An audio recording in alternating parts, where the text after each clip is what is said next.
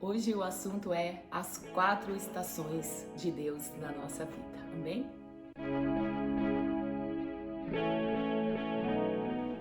Graça e paz a todos.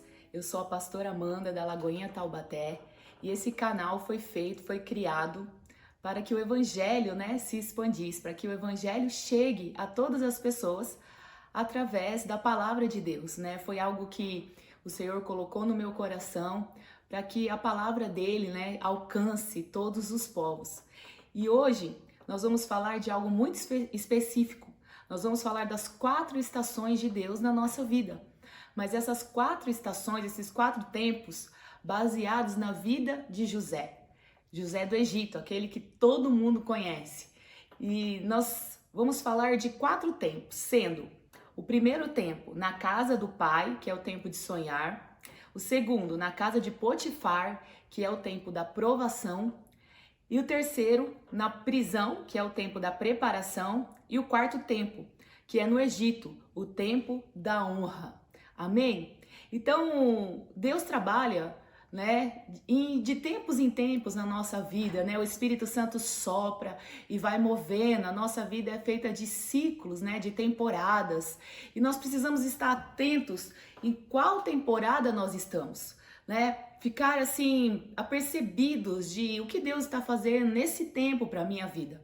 E geralmente, nós queremos determinar o que Deus faz para cada um de nós, mas na verdade não é feita a nossa vontade, sim a vontade de Deus, E nunca é do nosso jeito, porque a sala de aula de Deus, ela não é convencional, Deus não nos ensina no lugar que a gente quer, da maneira que a gente quer. Deus tem os seus tempos, Deus tem suas maneiras, e o ambiente que nós estamos é muito importante, porque Deus fez coisas incríveis na vida de José em lugares assim, muito diversos, em lugares improváveis, Na casa do pai, na casa de Potifar, na prisão, no Egito. Então nós não devemos colocar Deus numa caixinha e achar que ele vai trabalhar na nossa vida sempre do mesmo jeito, porque os ambientes são improváveis. Naquele lugar que você acha que é improvável, a como Deus pode fluir da minha vida, usar a minha vida nesse lugar. Deus pode fazer coisas incríveis em uma prisão, Deus pode fazer coisas incríveis no Egito, e isso tudo remete aos nossos dias. Porque, um exemplo, a queda do homem foi num jardim, não é verdade? Só que a vitória do homem foi numa cruz. Então, nesses 2 ambientes, nós vemos num jardim que era tudo perfeito, que a santidade, reinava, Adão caiu e pecou. E na cruz, que é um ambiente de morte, de sofrimento, de dor, Jesus venceu a morte, venceu os nossos pecados e nos deu vitória naquele lugar. Então o ambiente, é muito importante para Deus fazer coisas impossíveis, coisas inimagináveis. Então fique atento ao ambiente que você está, ao tempo que você está vivendo, porque Deus pode, fazer desse lugar um lugar assim de muitas bênçãos. E vamos começar então falando do tempo na casa do pai, que é o tempo de sonhar, que é o tempo que José estava na casa de seu pai. Ele era o filho amado de José, E em Gênesis 37, 10 a 11 diz assim: contando-o a seu pai e a seus irmãos, repreendeu o pai e lhe disse: que sonho é esse que tiveste? Acaso veremos eu e a tua mãe e teus irmãos a inclinar-nos perante ti em terra? Seus irmãos lhe tinham ciúmes. O pai, no entanto, considerava o caso consigo mesmo. Então, nesse ambiente que José era protegido, que estava debaixo ali da proteção do pai e da mãe, Deus deu sonho para ele. E nesse sonho ele reinava sobre o seu pai, sobre seus irmãos, sobre sua mãe. Toda a família se curvava a ele. E quando ele conta isso para o seu pai, para os seus irmãos, ele é odiado ainda mais, porque os irmãos já tinham ciúmes dele. Porque ele era o filho querido, Ele era o filho que ficava perto do pai. Então os irmãos tinham ciúmes. Mas contando isso, os irmãos ficaram com muita raiva de José. Eles tinham inveja, eles tinham ciúmes. Então José ele era odiado pelos seus irmãos. Então aí nós voltamos ao assunto ambiente. Então naquele ambiente que nós achamos que é favorável, que é confortável, José sofreu perseguição, sofreu descrédito, sofreu rejeição. o lugar que era para ser uma bênção se torna uma maldição. Então, o ambiente que parecia favorável para tudo dar certo já começa ali a dar tudo errado. E nesse tempo, José ele tinha uma túnica, ele tinha uma marca, ele tinha uma túnica especial, uma veste especial. Em Gênesis 37, 23, diz assim: mas logo que chegou José e seus irmãos, despiram-lhe da túnica, a túnica talar de mangas compridas que trazia. Então, os irmãos, por causa dessa raiva de José, por causa desse amor de Jacó por José, eles planejam, né, vender José, matar José. Só que antes de fazer isso, eles tiram essa túnica, né, essa túnica especial, essa túnica de filho amado é arrancada de José. E aí ele é vendido como escravo.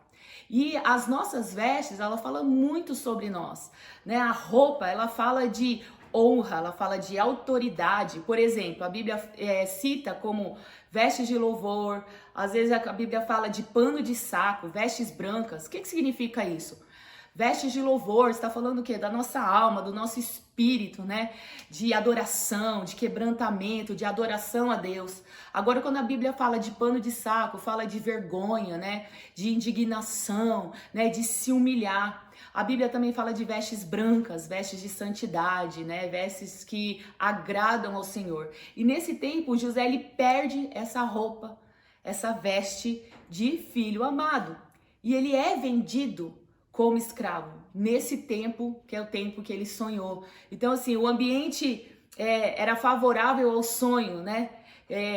Que é favorável ao sonho, acontece exatamente isso com José. Ele é vendido como escravo, né? Num tempo, assim, que nós imaginaríamos que fosse perfeito, o tempo que eu estou na casa do meu pai com os meus irmãos. E o segundo tempo, nós vamos falar que é na casa de Potifar, que é o tempo da provação.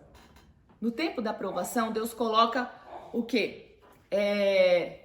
Deus coloca José nesse tempo como mordomo, porque ele é vendido, né, como escravo e vai parar na casa de Potifar, lá no Egito. E lá ele se torna um mordomo.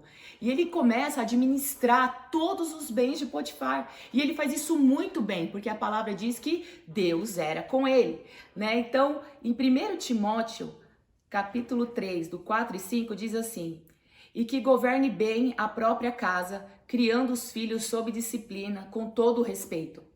Pois, se alguém não sabe governar a própria casa, como cuidará da igreja de Deus? Então, olha a instrução que a Bíblia nos dá, que nós temos que saber administrar bem a nossa própria casa, os nossos filhos, o nosso casamento, o nosso dinheiro, né, com respeito. Porque Deus, ele quer confiar algo grande, ele quer confiar a sua igreja para nós. E como que nós vamos administrar bem as coisas do Senhor, as coisas de Deus, a casa de Deus, se nós não sabemos administrar bem a nossa própria casa? Então Deus nos chama para que cada um de nós também sejamos mordomos da nossa casa, da nossa vida, daquilo que Ele confiou nas nossas mãos, para depois Ele dar algo sobre a casa dele, para que a gente administre bem. Então, esse é o tempo, né, que a gente é provado. Será que como que estamos fazendo isso? E nessa casa, né, nesse tempo, na casa de Potifar, a esposa de Potifar levanta uma cilada para José, né? Ela arma um cenário como se José estivesse interessado nela, mas José, ele era reto, ele não fazia isso, ele não fez isso. Então ela arma uma cilada, e nessa cilada novamente as vestes de José é tirada. Então aquela veste que ele tinha de honra, de dignidade, de fidelidade, porque Potifar confiava muito nele, tanto que todos os bens da casa, tudo era administrado por José. Então Potifar confiava nele. Só que essa veste de honra é tirada novamente de José, nesse lugar onde ele está sendo um mordomo e administrador. Só que há uma prova ali, uma prova que, será que ele vai negar o Senhor? E mesmo ali, longe dos olhos do pai, dos irmãos, de toda a sua família, longe daquelas pessoas que conheciam o Deus de José, ele mesmo assim não negou a Deus. Mesmo assim, ele teve um caráter reto, justo diante daquela situação, diante da mulher de Potifar. E depois disso, aí ele vai parar onde? Na prisão, que é o terceiro tempo, né? Na prisão, o tempo da preparação. Então, por causa de toda essa cilada, Potifar lança José na prisão. Só que ali na prisão acontece algo maravilhoso também, porque José começa a administrar novamente aquele lugar, né? Ele passa a administrar ali todos que estavam ali presos. Só que agora é outro ambiente. Então, novamente, o ambiente de José muda e ele vai para a prisão, lá no cárcere. E ali ele também continua sendo reto, servindo ao Senhor, mas novamente administrando. E Deus, ele nos chama a atenção aí. Será que nós vamos continuar sendo fiéis a Deus quando ninguém está nos vendo? Ninguém que nos conhece está nos vendo? Né? Será que nós só vamos servir a Deus num lugar que nós temos reconhecimento, visibilidade? Porque naquele lugar ninguém conhecia José, ele poderia ser quem ele quisesse, né? E novamente ele continua sendo um homem íntegro e reto aos olhos de Deus, não aos olhos e aos olhos dos homens também, né? Mostrando que ele servia a Deus. E naquele lugar, né, como nós todos sabemos, José interpreta os sonhos do copeiro-chefe, depois do padeiro-chefe, né? E ele começa ali, naquele lugar improvável, a experimentar da graça de Deus, dos dons de Deus, dons de revelação, os dons de interpretar sonhos que Deus deu para ele. Então, naquele lugar de prisão improvável, o fluir do Espírito já estava ali com José, né? E Deus faz novamente uma pergunta para nós: será que nós vamos ser uma bênção na vida de quem não pode nos promover? Porque José estava ali na prisão, não tinha possibilidade nenhuma dele ser promovido por causa daquilo. E ele ainda estava no tempo da humilhação, porque estar na prisão é uma humilhação. E principalmente por quê? Porque ele está com uma veste de prisão, uma veste de carcereiro, né? A veste de honra foi tirada e ele está com essa veste de humilhação. Só que de repente, Faraó, o maior líder do Egito, tem um sonho. E esse copeiro-chefe, que já está novamente, saiu da prisão, está novamente na casa de Faraó, né? Lembra de José. Então, olha o que a Bíblia diz em Gênesis 41, do 14 ao 16. Então Faraó mandou chamar José e o fizeram sair à pressa da masmorra. E ele se barbeou, mudou de roupa e foi apressar-se a Faraó. Este lhe disse: tive um sonho e não há quem interprete. Ouvi dizer, porém, a teu respeito, que quando ouves um sonho, podes interpretá-lo. Respondeu-lhe José: não está isso em mim, mas Deus dará a resposta favorável a Faraó. Então, olha que coisa linda. Naquele lugar, Faraó tem um sonho. Ninguém que está ali com ele, todos os sábios, não pode interpretar. E aí o que acontece? O copeiro lembra de José e José é chamado. Então, automaticamente, as vestes dele já é trocada. A princípio, ele já tira aquela veste de prisão e já é colocado uma outra roupa. E aí, essa palavra traz para nós o seguinte, que Deus vai nos forjar até que nós venhamos entender. Como José disse, não sou eu, é ele em mim, né? É quem José representava. Então, Deus, ele não vai nos levar nesse lugar, até o lugar que eu possa fluir nos dons de Deus, que eu possa ser usado por Deus, que eu possa fazer as coisas em nome de Deus e ainda glorificar o nome dele. E falar assim, não sou eu, mas é o Deus que habita em mim. O Deus que habita em mim que me deu essa interpretação ao sonho. E através disso, né, José é levado então a esse quarto tempo, que é o tempo da honra, o tempo no Egito, que esse é o tempo, esse é o objetivo. Deus quer te levar ao tempo da honra, né? E quando José interpreta os sonhos que você já conhece, das vacas gordas, depois das vacas magras, o tempo das espigas cheias, as espigas vazias, e que é o tempo, né, da fartura, depois o tempo da seca.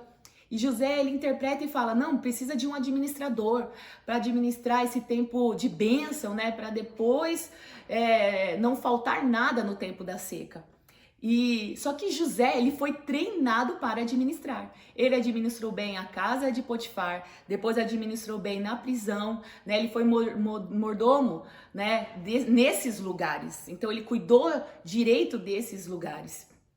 E aí, nesse lugar, na casa de Potifar, depois da prisão, né, ele é instituído, então, governador do Egito. Né? E nesse lugar, aí sim, Toda a veste dele é trocada. Ele recebe, a palavra fala que um anel de sinete, que quer dizer o quê? Autoridade. Então, depois daquele tempo da humilhação, todo esse tempo da humilhação, José recebe autoridade. E ele recebe também novas vestes, uma veste de linho fino. E olha o que a Bíblia diz, né, em Provérbios 31:22. Para si faz cobertas e veste-se de linho fino e de púrpura. Isso quer dizer o quê? Vestes de linho fino, vestes de santidade, vestes de pureza, vestes que honram ao Senhor. No livro de Apocalipse, capítulo 19:8, diz assim: pois lhe foi dado vestir-lhe de linho finíssimo, resplandecente e puro, porque o linho finíssimo são os atos de justiça dos santos. Olha como essas vestes que José recebeu representa algo maravilhoso diante de Deus, representa o ato de justiça dos santos, né? José foi um homem que praticou justiça, que andou em justiça, que andou diante de Deus, andou reto diante de Deus. E ele recebe também um colar de ouro por todas as recompensas e os serviços prestados naquele lugar. E Deus muda tudo. Ele recebe um novo nome naquele lugar, que é Zafenate Paneia, que na verdade é um nome egípcio, né, porque ele estava no Egito, e ele recebe uma esposa, Azenate, e Deus muda a sorte de José. Pelos sonhos, ele foi rejeitado e vendido e humilhado. E também pelos sonhos que ele interpretou, ele é exaltado. Amém? Então, assim, Deus trabalha em tempos. Qual é o tempo que você está vivendo, né? Se você está sendo todo o tempo, Deus não desperdiça. Você pode estar no tempo que você está sendo treinado, você está sendo moldado, você está sendo aperfeiçoado, né? Então, toda a nossa vida, as nossas dores, as nossas lutas, as nossas batalhas, né? O tempo de choro, o tempo de rir, o tempo de chorar, o tempo de se achegar, o tempo de se afastar, como diz em Eclesiastes 3, que há tempo para todo propósito debaixo do céu. Todo o tempo, né, Deus está trabalhando, não importa a estação que você está vivendo. Às vezes você pode estar vivendo uma estação de uma primavera, de tudo está dando certo, né, de você está prosperando, mas você pode também estar vivendo como no inverno, né, um tempo frio, de frieza, está seco, como no outono. E tudo isso Deus trabalha no nosso coração, Deus molda o nosso coração, porque a palavra que diz que importa que nós nos tornemos a imagem e semelhança de Jesus. Nós estamos sendo aperfeiçoados à imagem de Cristo, e não a algo que nós imaginamos, mas a essa santidade, né? Deus nos chamou para que sejamos santos, irrepreensíveis, e Deus muda toda a vida de José, Deus muda a sorte, Deus traz a família dele de volta, Deus exalta José perante os seus irmãos que foram humilhados, né? Deus mudou tudo. E aquele sonho que ele teve da família se prostrando a ele se cumpre, né? E o que isso quer dizer para nós? Né? Que o nosso chamado pode ser uma fonte de conservação para a nossa geração. Porque aquilo que Deus fez na vida de José, né, colocando ele lá no Egito e administrando todo aquele tempo, porque só havia comida no Egito e mais em terra nenhuma, por isso que a sua família e os seus irmãos foram buscar alimento lá, né? Foi uma fonte, José foi uma fonte de conservação para a sua geração. Então aquilo que Deus está fazendo na sua vida hoje pode se perpetuar para os seus filhos, seus netos, para a sua próxima geração. Amém? Então se coloque à disposição do Senhor para que Deus cumpra, né, aquilo que Ele escreveu a seu respeito no seu livro, que você viva o tempo do Senhor para a sua vida. Amém? Deus te abençoe, né, que você tenha uma ótima semana e até o próximo vídeo.